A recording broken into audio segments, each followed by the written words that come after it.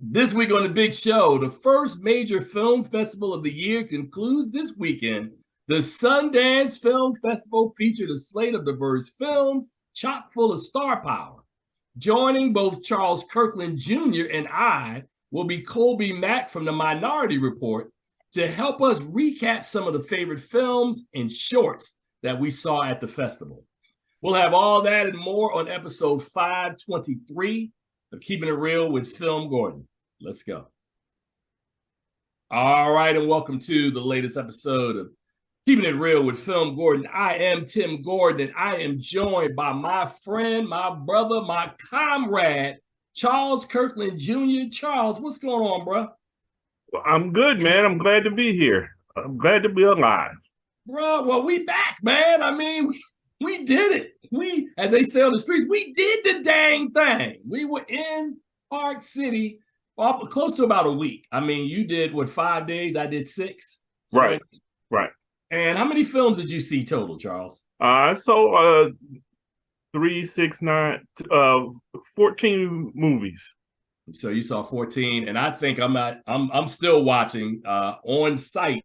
I may have seen 12 or 13, but I've watched some more since we've been home. So and I'm anxious to really get into it. We're going to be joined momentarily by Kolby Mac of the Minority Report, who's going to come on, who a brother I met at Sundance, man. So, you know, I'm a man of my word, Charles. When I see folks, man, who I think have lots of talent, I'm like, hey, man, we need to feature some of these brothers. And here he is down here, Kolby Mac from the Minority Report. Man, welcome to Keeping It Real with FilmGordon. And this is Charles Kirkland. I don't know if you guys saw each other or paths crossed up at Sundance. No, I don't. Could have, but who knows? I tried to make it a point of interest that anybody that looked like me to try to introduce myself. Was I always successful? No, but I will make a better attempt next time. Hey, bro. Hey, yeah, I know how exactly what you mean, brother, because I did the exact same thing. Anytime I saw some color, I was like, hey, brother, what's up? So now, wait a minute, Kolby. Was this your first Sundance Film Fest? First Sundance Film Fest in person. I got the privilege of covering it virtually last year, but first time in Cold Park City this time around. Man, I got 2 first timers on the phone, man. Y'all cats are funny, man. I think this is like my 8th Sundance, man, that we've had. Wow. But it was the first one that we've had post-pandemic. And bro, there was some changes, man. There was some things that I wasn't cool with, but you know, it's the way of the world. I know we went more to the app. So gone were the days where they would give you 10 hard tickets and you can go in there like a trader every day and be like, yo, man, I don't want to see this movie. Give me a ticket to that, which I thought was a lot of fun. This app, you know, it's a little restrictive, but hey, we managed to make it work. The other big change, which was really funny, was when Marlee Matlin was on the jury for Sundance, and I guess they went into Magazine Dreams premiere and they had no closed caption, and they all bounced. The next day, every movie at Sundance had closed caption, and I was like, oh, okay. No, get it right. Marlee Matlin bounced first. And the rest of the team was like, "Oh, she's out. Yeah, solidarity. Yeah, we're out too." Streets, man. They hit the streets. The third thing that was different, and I was talking a little bit about this, Kolby, before you came on, was that I normally would hit a party or two. Man, first of all, it was so cold. I was like, bruh, if I ain't got a ticket and I can't walk into a venue, I'm not standing outside when it's 8 degrees or 7 degrees, man, trying to get into a party. So Charles was teasing me. He called me old man and I was home. So I wasn't trying to be out in them streets. I went and saw my movies. You know, that Sunday, I'm a Giants fan. I went to a sports bar up on Main Street, watched the game. Other than that, I was chilling, man. It was all movies all the time, man. So Charles, before we get to you, we're going to get to Kolby first. Kolby, talk about your experience, what worked, and if you want to share what didn't work, man, we here for it, bro. I look at it this way. I have a very positive disposition. I'm a supremely glass half full kind of brother. It all worked because I make it work, right? I went into Sundance 2023 completely unprepared. But I knew that I was going to take things as they come. I didn't want to try to overplan things because it's my first time and I wanted to just kind of see things unfold as they naturally would.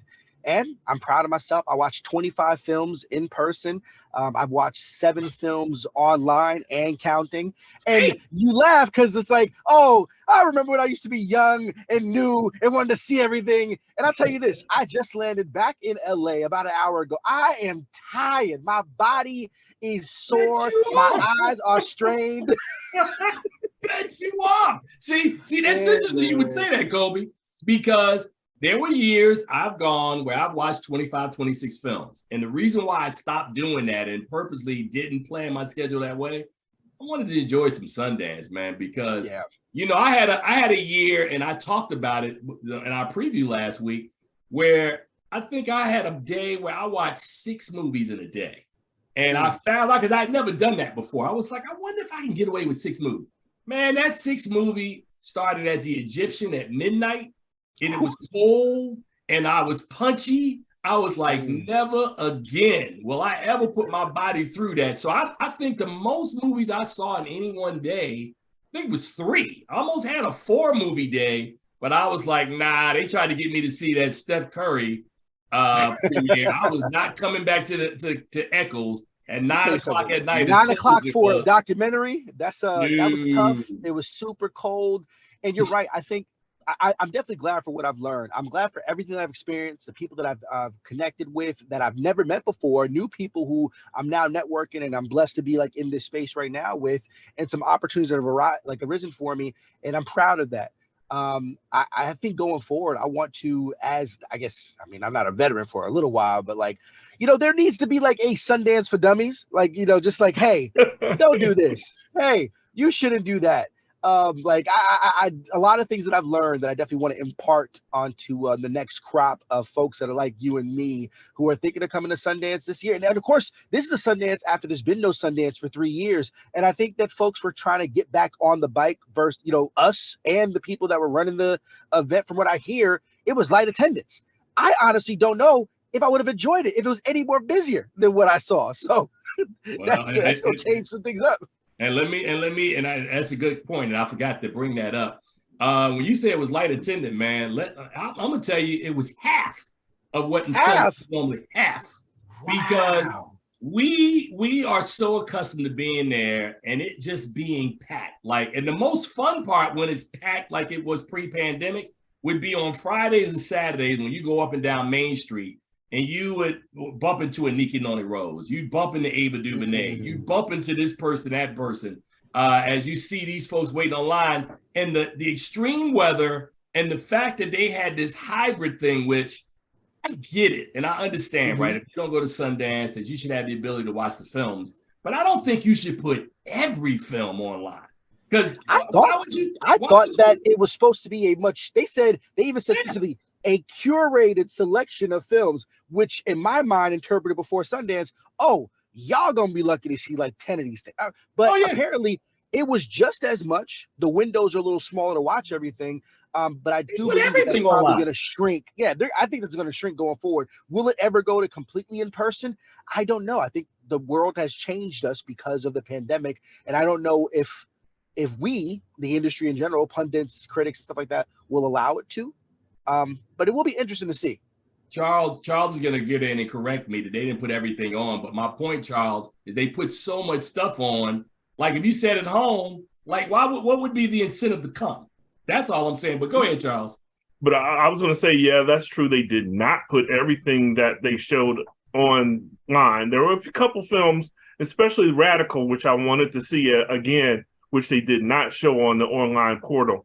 But I tell you this much. I thank goodness that we did have a Sundance primer before we went there, where Tim was telling me what to wear and what not to do and what to do, and so I already knew off the break I wasn't going to go see 20-some movies in 5 days.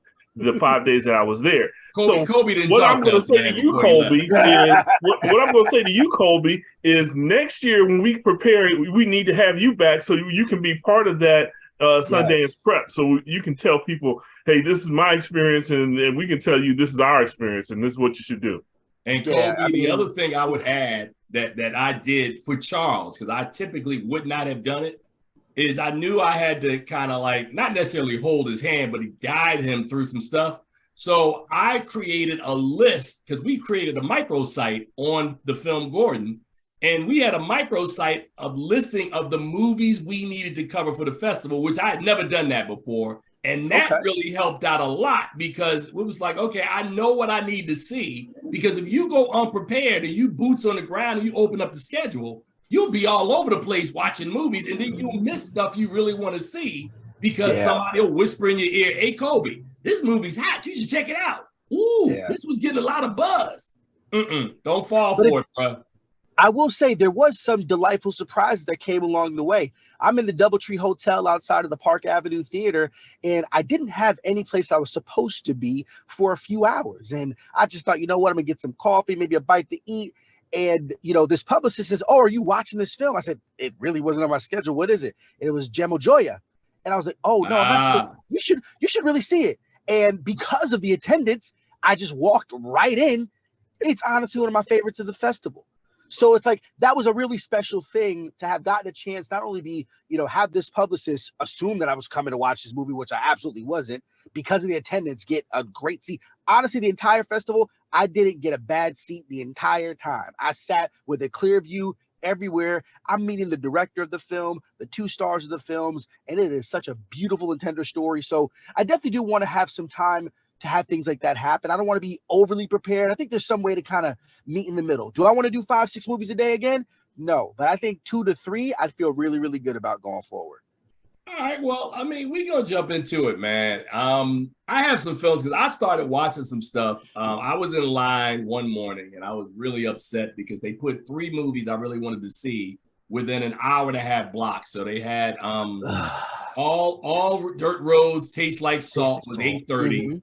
They had Young, Wild, and Free at 9:30. And then they had Drift at 10 o'clock. So I had a long conversation, man, standing in line because I was the only one there at 9:15. And then she kept encouraging me, you need to see Young, Wild, and Free. And I was like, I want to see it, but I also want to see Drift because of Cynthia Erivo, right? Yeah. So she said, okay, Tim, I'll send you a link for Young, Wild, and Free. I said, I'll go see Drift. I didn't get a chance. I finally saw Young, Wild, and Free today. Oh, yeah. Oh, yeah. That was a good one. See, this is where the online thing that you're talking about, I made the mistake, accidentally pressed play on my iPad. My iPad wouldn't fully go through. Totally forgot I started it. My 5-hour window expired. So now I've lost my access to Young, Wild, Free. So I'm going to have to reach out to said publicists and try to get me a copy. Because that's the one movie that I wanted to see that I didn't end up seeing. So did anybody else here see Young, Wild, Free? No. All right. No, I'm not going to give it a review because I've got to write it. But I'll just say this, because there were several films I saw. I want to make sure. Eileen, Young, Wild, Free. The premiere we went to, Kolby. 1001. 1001. There were like 3 films I saw that had twists. And I will honestly say, for the first time, and Kolby, this is your first time here, the show is called Keeping It Real. So Keeping It Real is because I have no filter when it comes to these movies. And I'm just going to say what I feel. All 3 of these twists really worked well. Really? I mean, normally sometimes, like, Charles knows that we watch these M. Night Shyamalan films, and he'll drop these twists on us, and I'm like, come on, bro. That twist is corny. Yeah, we got one next week. Twist. We got one next week. That'll be interesting to see what happens with that one. But Young, Wild, Free, the young sister who stars alongside Algie Smith, I think her name is Sydney Capri. That's a really good story. I like that one a lot. I loved 1001, man. I thought, from a screenplay standpoint, I was sharing with Charles that I've come to Sundance so many years, man, and movies start off nice sometimes, and then there's usually a hiccup somewhere in the second or third act, and you like, man, Charles, we went to a film festival one time. Remember we watched that Western Charles and it worked up until like the last 20 minutes and we were like, it was so close. It was so we were right there. But I thought A.V. Rockwell, I think her name is, the writer-director of 1001. I was really surprised, man, of how, not just how good the story was, Kolby, but the touches that she put in there. If you didn't live in New York at that time, you can listen to the Wu-Tang St. Ides commercial, Giuliani, Bloomberg, the Diallo stuff they put in there. I thought all those elements in the backdrop, along with the story in the forefront, really, really worked well. And Teyana Taylor, I mean, I don't know what I expected from her. I didn't expect that. She's really good. She is. And I think that really good. I think AV understood with the screenplay how to be able to, and I'm unsure of what came first, right? This screenplay with Teyana in mind or afterwards, because that's most certainly a choice. If it was afterwards, that's a daring choice to be able to have a first-time feature director and writer alongside a performer who's primarily a musical artist in this role. There's a host of other Black actresses that could have taken this role and elevated more. And I guess my expectation for Teyana was to be a little stiff and wooden and do well with the big moments, but maybe do not so well in the small ones. I was very surprised and delighted that with the way that the character was written, she was able to be solid throughout and really have some moments of tenderness. And I'm excited to see what else she's going to do going forward, because she really worked well. And by the time that the film's end, because I didn't realize that the film was going to be going through essentially, time hops with different actors. And I thought that was really pleasant. And the makeup worked really, really well on her. And by the film's end, I was like, oh, she looked like Monique from Precious. Interesting.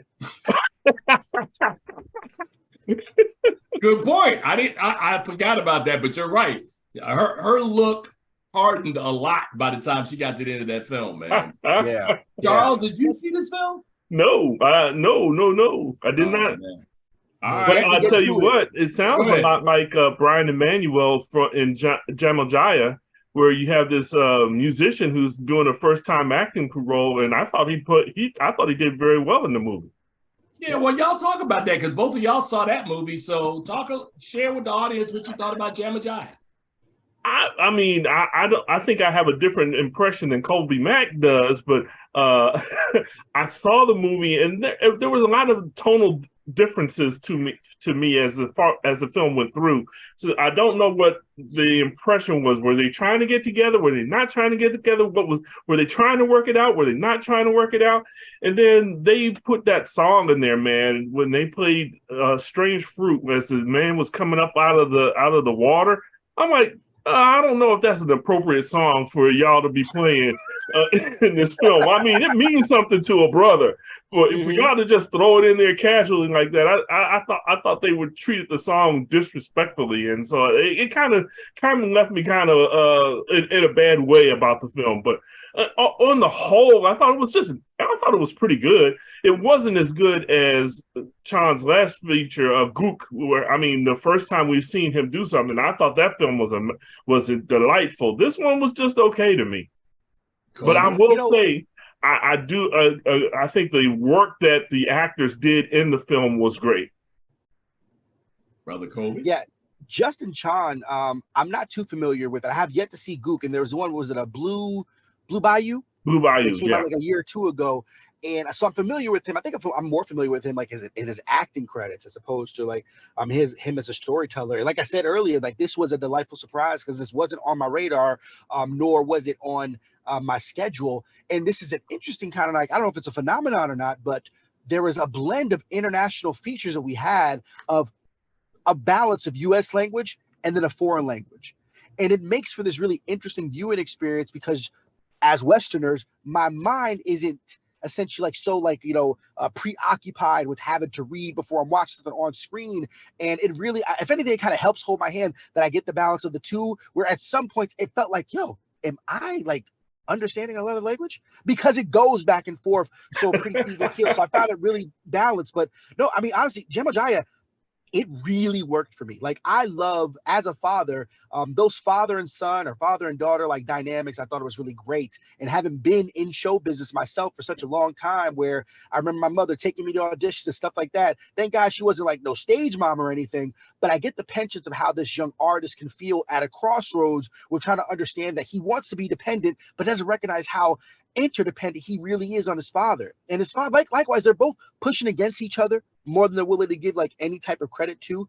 But I think the infusion of this contemporary story, but then also this kind of like reflection on a folktale that is connected to their culture in Indonesia, I thought that was really touching. I think that they do go a lot of back and forth, and there's some very uncomfortable connections that are made. Particularly, we have this father and son inside of a strip club, and they're like looking at each other. It's very weird, very cringy. But for me, I think that level of tone and humor kind of works, and I thought that it was authentic. I think that it was inspired. I love the two leads. I did not Rich, whatever. I don't know about him or nothing. I go to look him up. This brother's got millions of followers, all this other stuff. Yeah, He yeah. Yeah, he was good. He's a real dude. Rich Brian. He's an actor. I mean, a rapper, Indonesian rapper. I had people telling me they've been following his music for a few years, and they were delighted. Brother looks like he's 16 I had a years girl old. I went to the premiere, and I had a girl that was crying because she was like, "I've been watching you." I was like, "Come on. I never heard of this dude." Wow. Yeah. All right. Gemma Jaya, high up on the list for me. All right. Well, I tell you what, man, we're going to move on and pivot to what I think is one of the most polarizing films of the festival, Magazine Dreams. Woo! Magazine Dreams stars Jonathan Majors as a all-consuming bodybuilder who, in addition to eating, 6,000 calories a day and working out three times a day over a 4-month period in preparation, the character himself shares some of those similar characteristics along with his steroid use. Of course, he has major anger management issues, but the attraction here and the reason to see Magazine Dreams is Jonathan Majors, who is freakishly in shape in this film. I mean, to the point where I'm like, dude, I'm so glad Creed 3 came along so you didn't have to waste all that, all that, for the ladies, all that sexiness, and you can put that into another movie. But man, I love his performance. And the thing I've been telling all my colleagues is that if this movie was released later on in the year, we've seen situations like Brendan Fraser in The Whale right now, where you have a performance that supersedes a movie, right? He's much better than the movie. The movie has some continuity issues, some storytelling issues. I think it's 25 minutes too long. There were certain segments of the film if I produced it and bought this film, I would have edited out all the way. But you can't deny the star power, the charisma, I don't even know if there's a word, dynamic,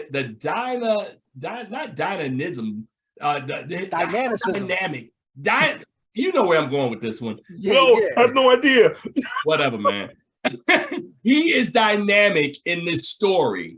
And I love his performance, but man, that story, I love him, but the story left a lot of people mixed in here. And I'll start with you, Charles. What did you think about Magazine Dreams? Well, I think you hit the nail right on the head for me as well. Jonathan Majors is a beast, and what he does in this film is incredible as far as playing this role, beefing up. And afterwards, I did get a chance to speak, but he said that Creed came after this film, so he kind of slimmed down from this film to Creed 3. So, you can, if you've seen the clips for Creed 3, you can imagine how, wow, he slimmed down for that role. But anyway, much like The Whale, he does much better in the role than the movie should allow him to be, because the story is just not that great. And the whole time they build up this tension, and then they release, and then they tense you up again, and they kind of release, and you think it's going in a direction, and you want to be angry with the film, but the way they resolve the film, you just make it's such a tension release that you're kind of thankful for the way, the direction that they went with the film, and I think that impressed me more about the film than anything else, that they just didn't go in the whole Black trauma way that it could have gone. So I really like the film. I like the film, but I really don't love the film. Like I said, I love the work that he does, the scenarios, the tension. I agree with you that there's some things that they could have cut out. But I thought on the whole, I would give it like maybe a C plus on Magazine Dreams. It's not the best film, but it is entertaining, and it will get you. It'll grab you. So Magazine Dreams, Jonathan Majors. He's a man, a beast. He's a beast as an actor. So Kolby, he's been in the game for years and made him an animal. There's rules to this thing. He wrote him a manual.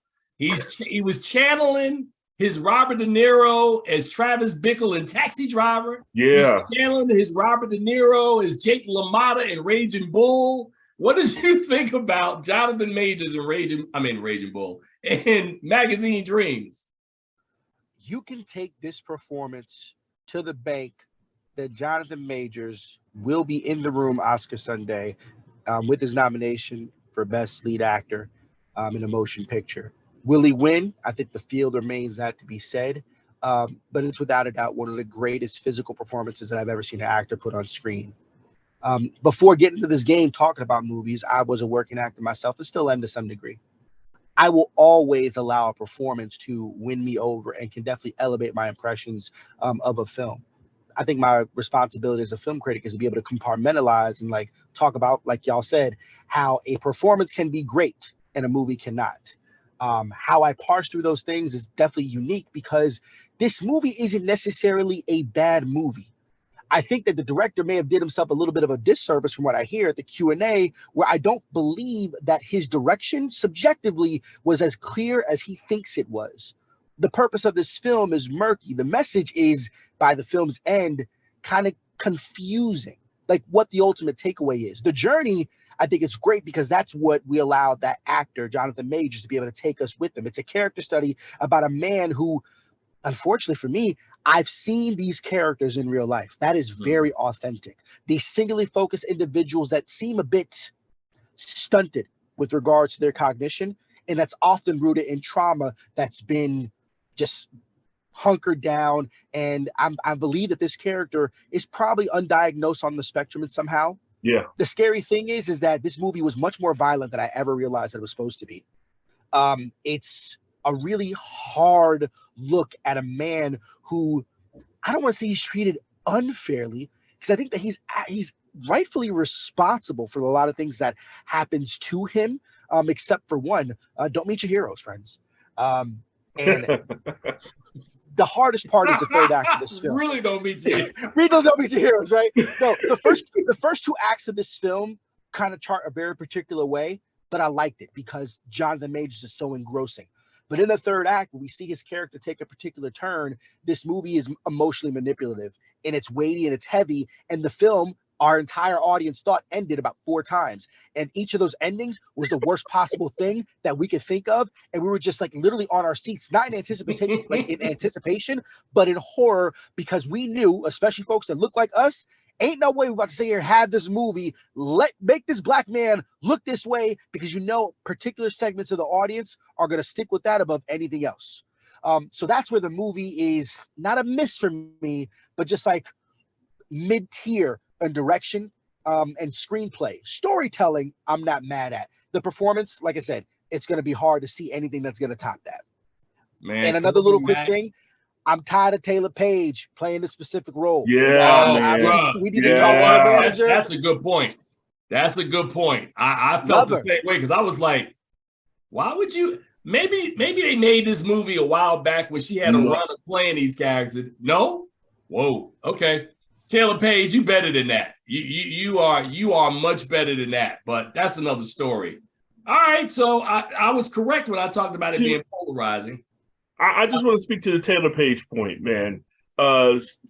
Even though that there was supposed to be another scene where a little more development of her character and the relationship that she and Jonathan Majors share in this film, I still think that she needs to stop taking these kind of roles because I mean she's almost at the point where she's going to be typecast in this and this she's got so much more I think she can offer as an actress, not just for herself but for the community and what she and the roles that she's playing. So I really think she needs to start picking some other stuff. No, I got you. All right, so I'm gonna go to what I think is my favorite film of the festival. And that film, of course, is Rye Lane. Yes, bro, let me tell you something. I went on the Sundance channel before I did the show today, and I saw Rye Lane was on there, and I pulled it up again. Man, you're talking about a warm, feel-good, cuddly, romantic comedy. That movie worked for me, and I'm looking here at the cast. David Johnson, who plays on Industry. I didn't even notice him on there. And I was like, oh, yeah, okay, I've seen this brother before. But the surprise of this for me was Vivian, and I'm not sure if I'm not pronouncing her name correctly. Opera? Anybody? Okay, y'all going for it. It's close enough for me. All right, man. This story, I think, is not, I wouldn't call it highly stylized, but it is stylized. Including the opening scene of how these two connect, which I thought was hilarious, right?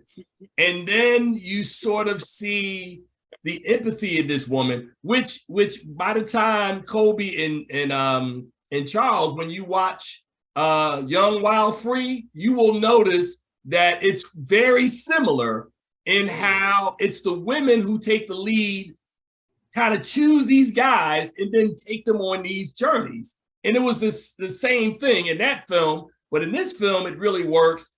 You know, she looks at this guy, he's in a really, really bad place, and he needs somebody to have his back. She bails him out with a situation with his ex and her new man, and then it's on and running from there. I just thought, in my review I wrote, I said, I love Notting Hill, right? So, which is another English story, you know, romantic comedy. And to me, it almost felt like these two films are in the same universe, that you could have had Notting Hill on the other side of town while they're over here in Brixton doing Rye Lane. I loved everything about this story, man. And every time I watch it, you know, film is a very internal thing, man. You know, how does a movie make me feel? Does it make me mad? Does it leave me puzzled? Does it make me walk out the theater with a warm spot? It's the last one for me. Every time I see this movie, man, it just makes me smile, man. Kolby, what did you think about my favorite film of the festival, Rye Lane? This is also my favorite film of the festival. It's number one, with a bullet. Uniquely, this was one of the few films at the festival where press and industry got access to this first before the premiere. Right. So to have to be mum on this film for the embargo for 3 days was really, really challenging. And I'm thankful that now, see, this is where that online component comes in handy, because like now I could rewatch it and enjoy it all over again, because this movie, and this is not me, and this is not being a prisoner of the moment, this is not hyperbole, this is one of the best rom-coms I have ever watched. It is perfection. I've only given 2 10s this year at the festival, and this has my highest one. It's wonderful. I have always been a big devourer of serendipitous romance, big heart films. I love rom-coms because there's a formula, and you know, going through film school and understanding the penchant of screenwriting, it's like the formula doesn't get tired if everything is earned. Every single moment in this film is earned, and because the lens is different, it makes the experience that much more authentic. The film is scored perfectly. Quez, the composer, I mean, I've not heard many films that sound like this. It's visually distinct because the costuming and the production design is so dope. South London is a character alongside Dom and Yaz inside this film. It truly is perfect on every level. The direction, the screenwriting, the performances. It's the funniest movie of the entire festival. Laugh out loud funny, where you have critics who typically got sticks up their butt, they can't help but double over because of how funny this movie is. And it's cringy because we're dealing with characters that are lovable and disliked, and it still all works. And I may not stop talking about it. So wait a minute. I'm gonna need you to lean in. Take your arm down. Take your arm down and lean in because you keep blurring when you go back. I wanted the audience to see you, man. It was like you were like strobe light, and I was like, let me tell you, when I get animated, man. Nah, man. All right, so here's what I would say. I agree with you wholeheartedly. Charles Rylane, man. As the character said in the film, Charles, we know more about Jupiter than we know about the anus. What did you think about Rylane? You just reminded me of the art installation of butts in this movie. I completely I just watched it a couple of hours ago. Every time he hit those lines, it had me crying. We know more about Neptune than we know about the inside of a mouth. I was like, damn. Go ahead, Charles. I don't even know where to go with this anymore. I mean, I think you guys hit the nail on the head. There's a scene in here where the guy says that a Tribe Called Quest is crap. And I'm like, that can't be real. There's nobody in the world who would ever say that a Tribe Called Quest is crap. But I loved everything about this movie. I mean, just like you said, there's a wonderful cameo in the film this comes from the left field. I mean, there's nothing that and like you said, I've seen a lot of Black rom-coms. I've seen a lot of white rom-coms. This one is like the top of the list. I can't wait for I've been dying to show it to my wife now that we're home. But this film is fantastic. I love everything, and the best thing about it, the chemistry between Vivian and Dom and Yaz. palpable. Once they hit the screen together, Dom and Yaz. Right. There's no way you can not love the way. And Vivian just has those lips. Did you see those lips? Man, let me tell you something. Oh my gosh. The whole time I'm watching that movie, I'm like, dude, you gotta kiss her, man. You have to get those lips, man. Oh my gosh. It's just one of the most beautiful. This is the A+ movie of the festival. If there's nothing else, this was on my list. And Tim snuck in, you know how we do a list of movies that we're supposed to see. Tim snuck in on my movie, and every time I pick a movie, he wants to come in and see it. And he was like, man, Charles knows what he's doing when he pick a movie. Why you snitching, man? You gotta snitch all the time. Wow. All right. So that was our favorite of the festival. I'm going to pivot to another story, and I wonder if anybody saw this one. Kasim Bashir, a guy who's a friend of our show, Eamon Joseph, who stars in To Live, Die, and Live. Him, Eamon Joseph, and Sky P. Marshall in this story of an actor who comes back home to Detroit to bury his father in an Islamic ceremony, and all the stress and trauma that he's dealing with, holding it all in under the auspices of what it means to be a man. All that is explored in this film. I will start by literally saying that I had to sleep on this one and process it because I really didn't like the character initially, and I thought that there were some elements to the film that I didn't think worked. But in reflection and thinking about it overnight, it's really a well-told story that may not be the crowd pleaser of a Rylane, or it may not be the crowd pleaser of a Young, Wild, and Free and some of the other dramas that played at the festival. But I think it's probably Bashir's most kind of grown-up film, I would say, after Muslim, films like Muslim and A Boy, a Girl, and a Dream, which all played at Sundance.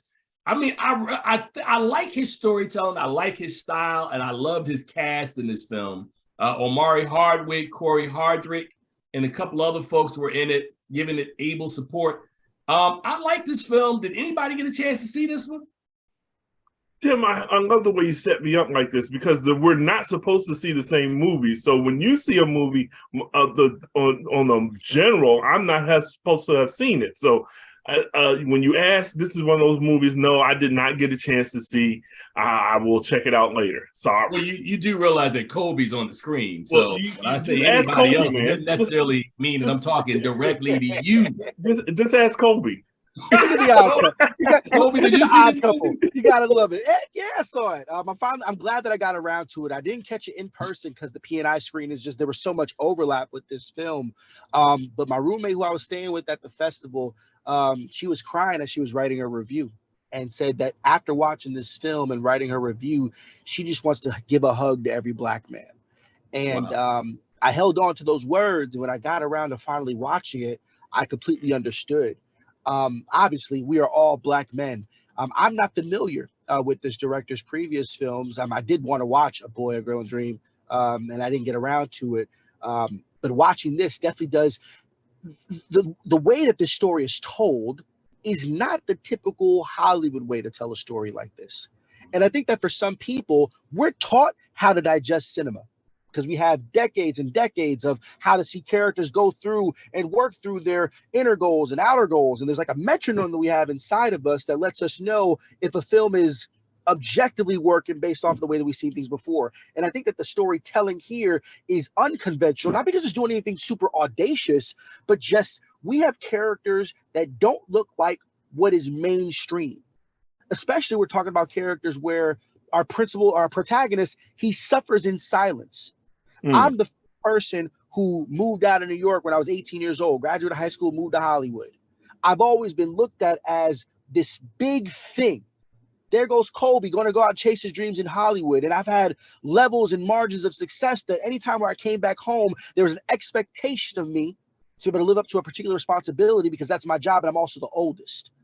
Regardless for the care of my mental or emotional health, for my money and my finances, I was always looked at to be the person responsible for provision outside even my own stepfather. So I saw myself a lot in this lead character because I have a stepfather who did well for himself. But even now to this day, every time I come on the phone with my mother, she's asking me, hey, have you looked into my health insurance? Because that's not his responsibility. That's mine because I'm the oldest. And it harkens back to what Gen X and baby boomers have impressed upon my generation, being older millennial.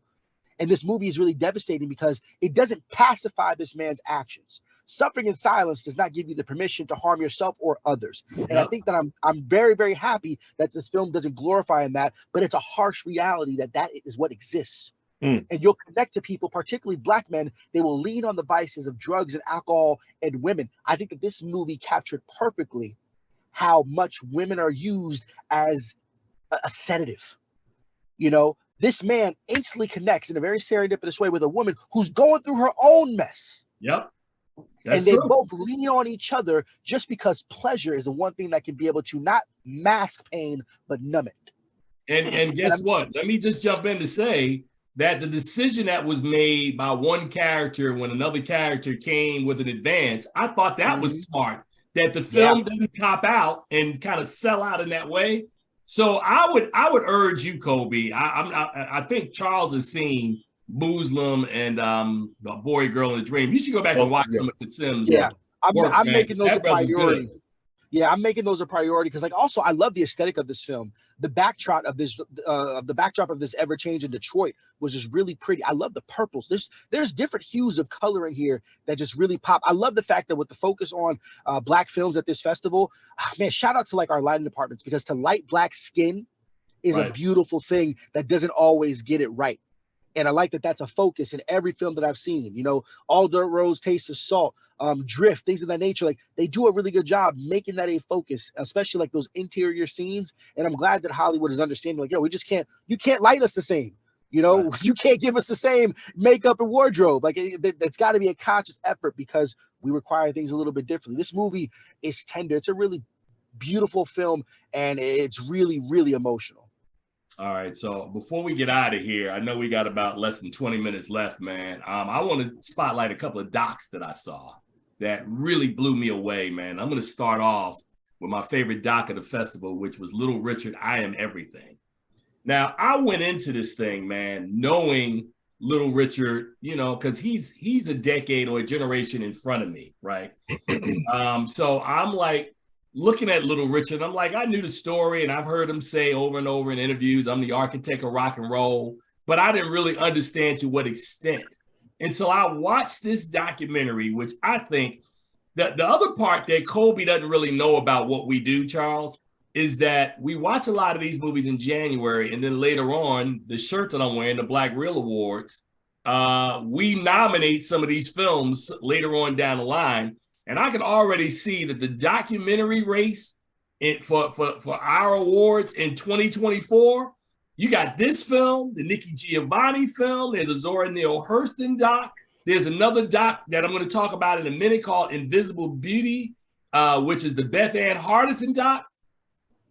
Bruh, the docs in January, if this is indicative of what we're going to be looking at docs this year, heaven help you voters having to figure out how to select which one's better than the other. But back to the Little Richard doc, the thing that really tore at my heartstrings, man, is that Little Richard grew up in a very strict household with a father who, I mean, I guess they didn't use the word gay back in those days. As you know, they had the other words they would use to kind of label people.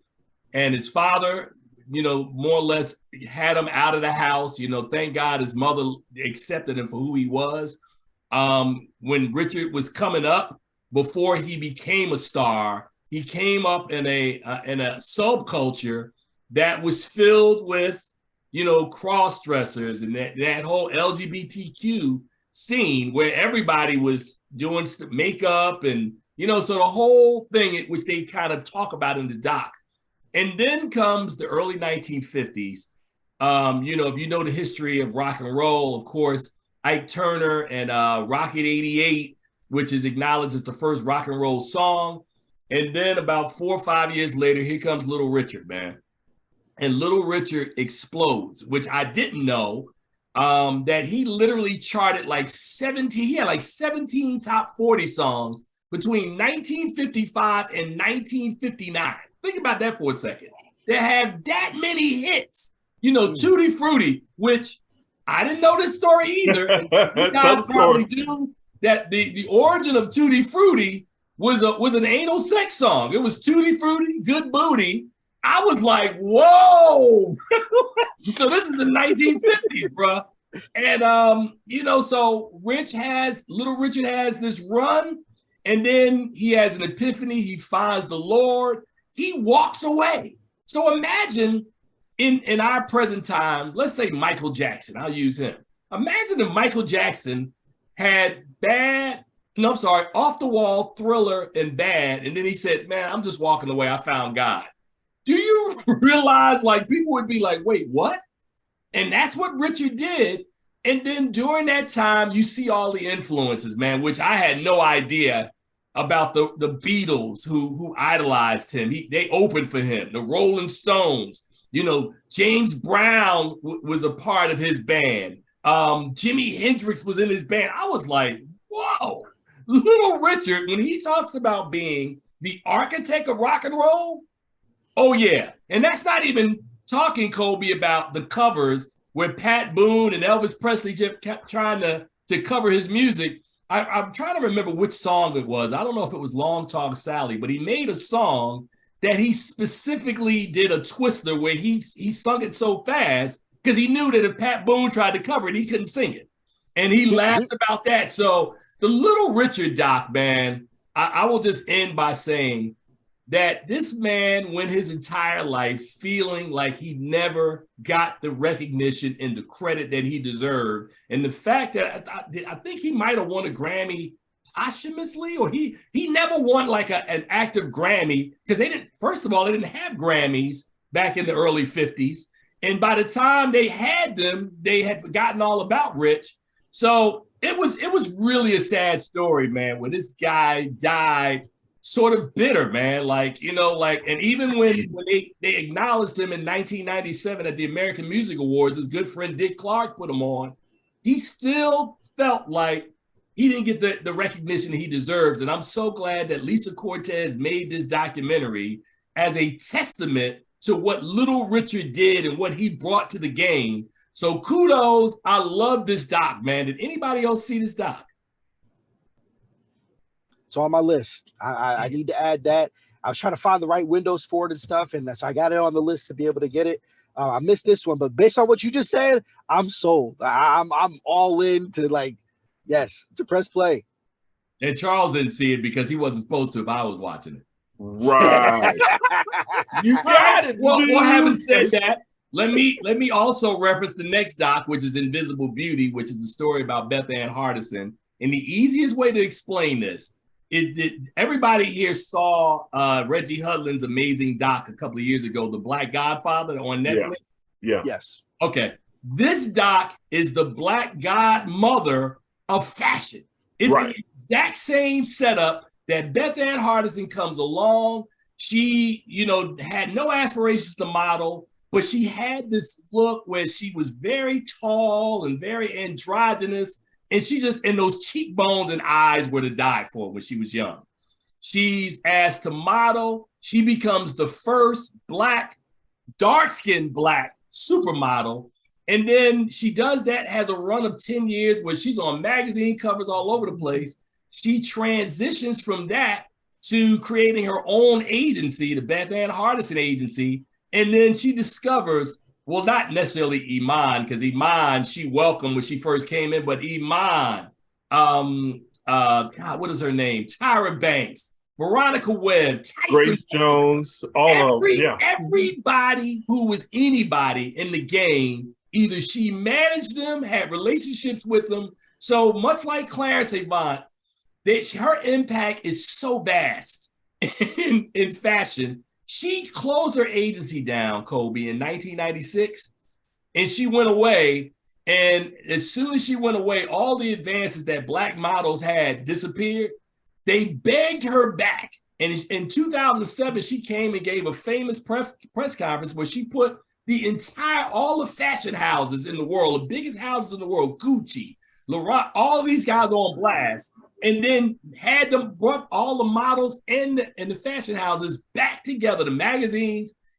She's a force of nature, man. People were crying that were interviewed, the Tyson Beckfords and some of these folks.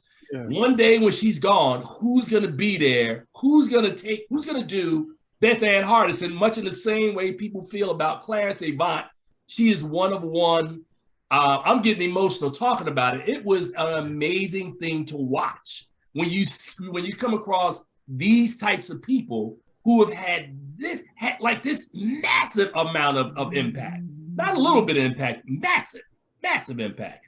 So I'm assuming nobody saw that doc either. I miss it. I got 3 more days left, so I'm just keep it going.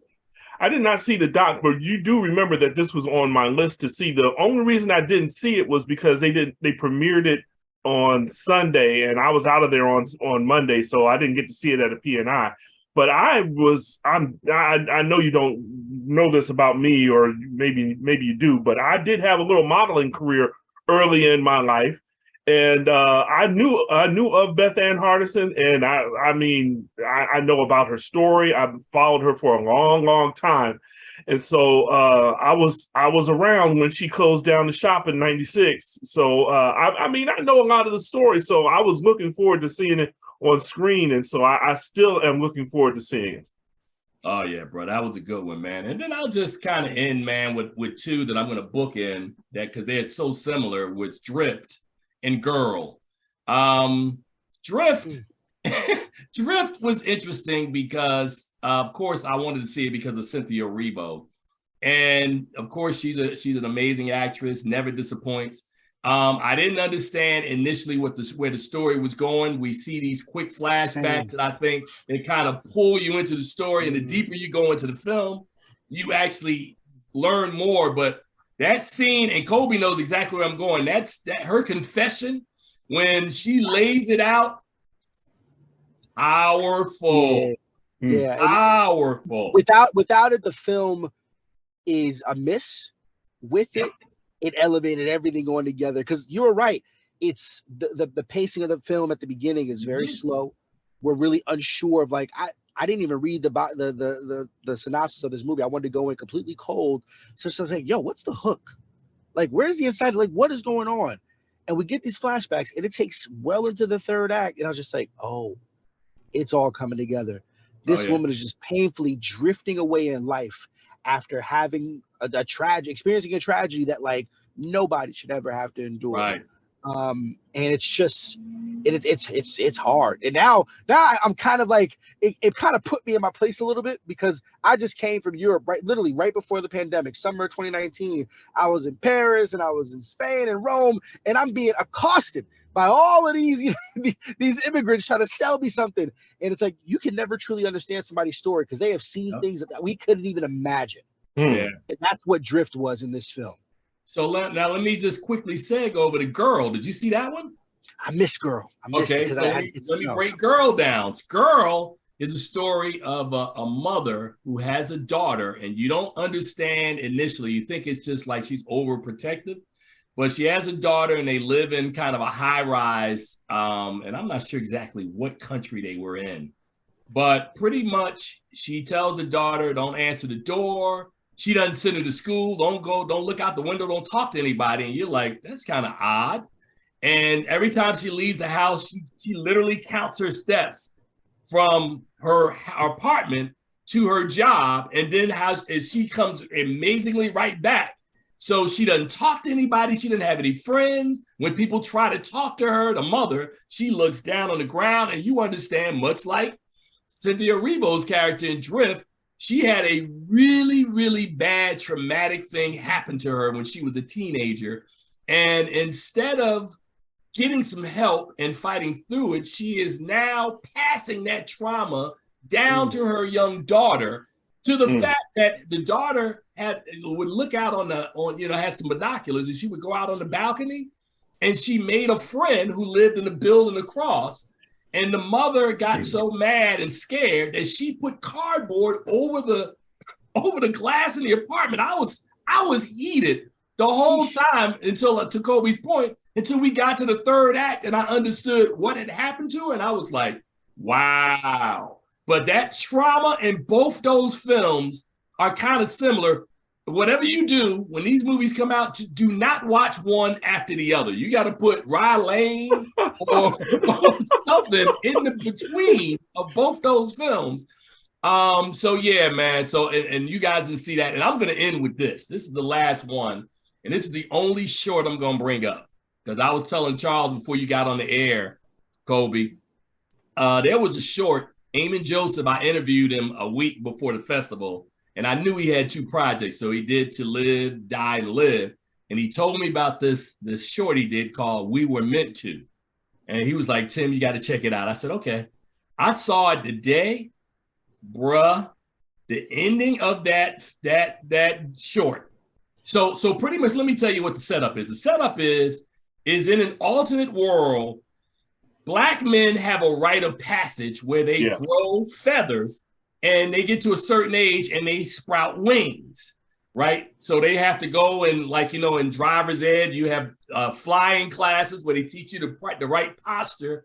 And you also understand that the government has put up all these no-fly zones because they see these Black men and these, their ability to take flight as a threat. So it's very smart, this screenplay, that they use the wings in a way to still stigmatize Black men, because Black women aren't flying or white people aren't flying. It's just Black men. So these Black men are threats. And Eamon Joseph plays a character who, just being in the wrong place, wrong time, lost his ability to fly. The government shut him down. And he tells his son, you got the God-given right to fly, right?